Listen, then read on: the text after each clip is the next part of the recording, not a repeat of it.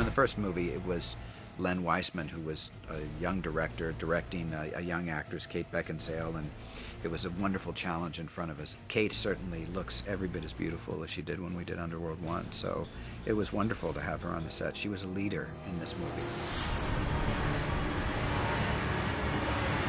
We were really obviously thrilled to have her back.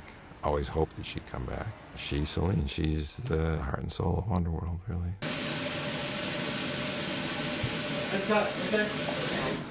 I'd been talking to her about it for a while, and we'd kind of flirted with the idea for a couple years.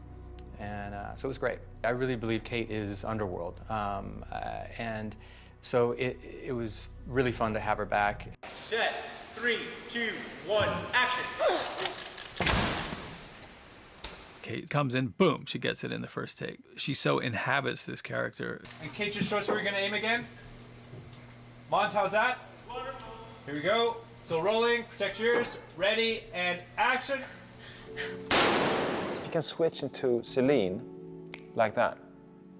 She can sit and giggle, like ha ha ha ha ha, and then she has those guns up and she looks like she's gonna kill you, and she's there. Or she does the same thing and she cries, you know. So she has a highway into Selene. That is fantastic. As a director, to have someone that is so close to their character. I'm not a leader. But you fight for what you believe in. You always have. I don't know what I believe in anymore. I don't recognize this world. But you haven't changed. It's exciting to be able to follow a character over such a long period of time. You know, it's rare to get that chance. There's some really great new characters, and I think there's some really great actors. I'm thrilled with the cast that we've got. She's always been one of my favorite actresses, and I think it's great for the series to be reintroducing her back into the films. It's just been lovely working with Kate. She's so embedded in the world. It has been useful with even little pointers when we're doing stuff, you know, remembering the history of it, remembering the limits of the vampires, what they can do and what they can't do. You know who I am. And yet you still brought me here. Very cool to have a fellow Brit, so we're making lots of shit jokes together. 3, 2, 1, go! Oh! Take me there! Take me all the way! What startled me the most was, you know, in our first scene together, she could transform into Selene without thinking about it, without any kind of preparation. It was just fascinating to watch. I'm not good with feelings. He has such an evil stare that I told her, I said, I hope I never get on your bad side, you know, because I don't want that look. Who knows how many Lycans are going to be hiding in there? The second you step foot inside, you're going to be surrounded. I'm hoping so. I do feel very proud of the fact that, you know, there aren't very many female-led franchises and movies even that really legitimately work without being kind of deliberately titillating or objectifying the woman. This day was bound to come, with or without us. It's done with a certain tone and doesn't play up too much on the flirtation of the fact that it is this, you know, beautiful woman that is handling all of the action. We had a wonderful experience when we first met Richard Ried, and he said, I have the Selene suit. And then he takes it out and it's just a plastic rag hanging on, you know, it looks like nothing. And you need to see Kate and then you see for it to work. Kate coming in, you know, filling it out, and it's something else. I mean, personally, I find it insanely attractive.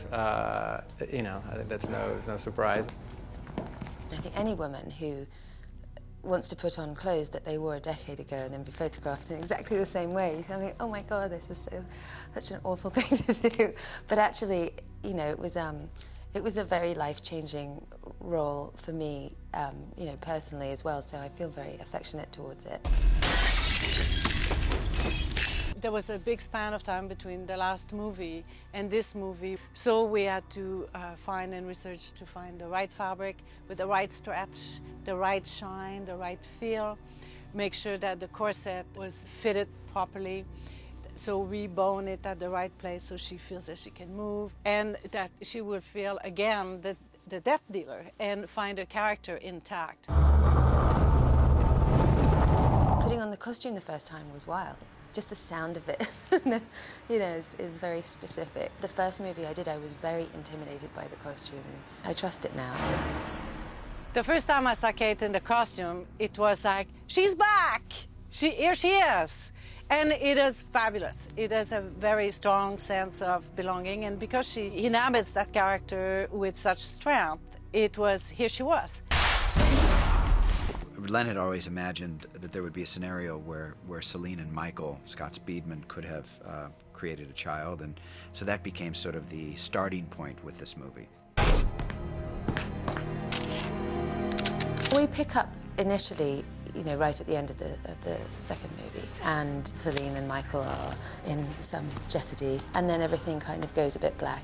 There is a, dare I say it, humanity to her as a character that you haven't seen before.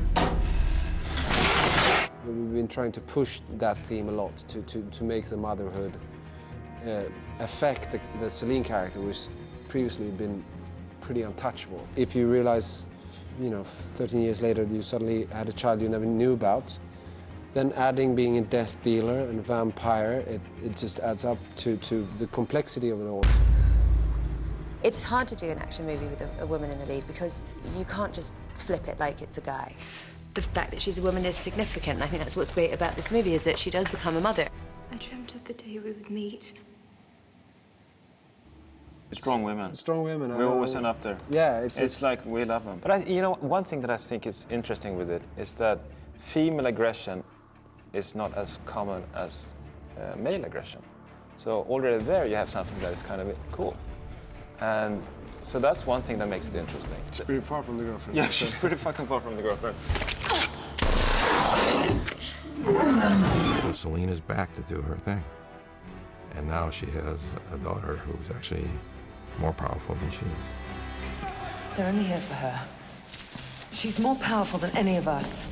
And they fear the day she discovers it. We wanted to bring her out of her comfort zone, and this little girl really does it for her. She's out of control. I never seen Selene this emotional and vulnerable. Combine that with her aggressive behavior,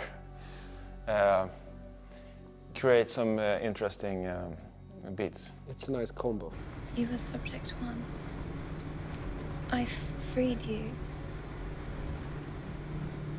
Do you not know who I am? She had no idea that she had given birth because she had been captured and put in suspended animation. So she doesn't know that until she breaks free, and she doesn't understand that her daughter is the one that helped her escape.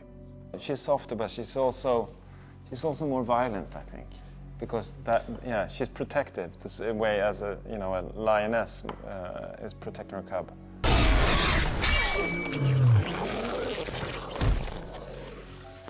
She's not a human. She is a vampire. She has existed in the life that she has and doing the kind of job that she has been doing. And so how would that kind of creature really deal with that realization? And at the same time that you are finding out that you have a daughter, your mindset on the only one that you have ever loved has been killed. Selene's rougher in this movie than she's ever been, and she's still beautiful, but she is capable of greater violence. A lot of shit has happened to her, and finally this is like the last straw, and she breaks out and is she's got the badass and everything in her, yes, but now has the vengeance behind it to really just say, fuck it, I'm done. And it has a little bit more of a violent approach to that. I don't think motherhood particularly registers for her for a while. She certainly hasn't connected with her pregnancy or her baby or anything, and I think suddenly being presented with a child who's almost fully grown as a shock. I wouldn't say that she's sort of suddenly soft and maternal or anything, but certainly on some kind of instinctual level she's protective in a different sort of way than she's been before.